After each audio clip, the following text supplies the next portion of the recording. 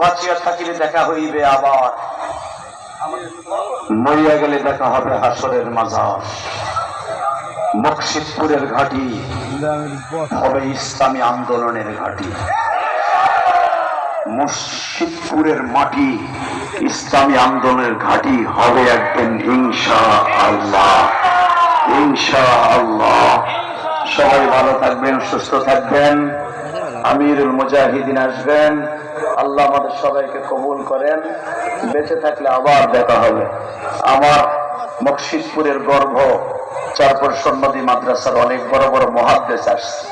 আমারই মামা ওমর আহমেদ সাহেব চলে আসছেন। মাশাআল্লাহ, বড় বড় উলামা ইকরাম আসছেন।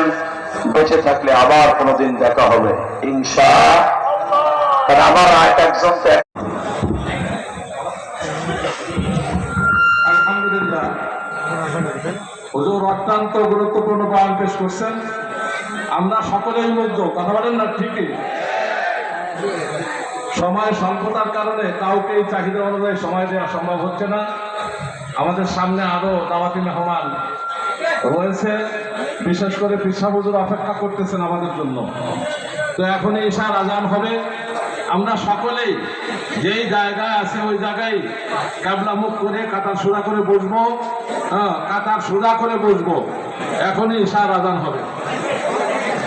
যাদের ইস্তেঞ্জা ওযুর দরকার, পাশেই ব্যবস্থা আছে, এই পাশেও সারতে পারবেন, সিবল আছে, ওযু করে নেবেন। এখন আজান হবে।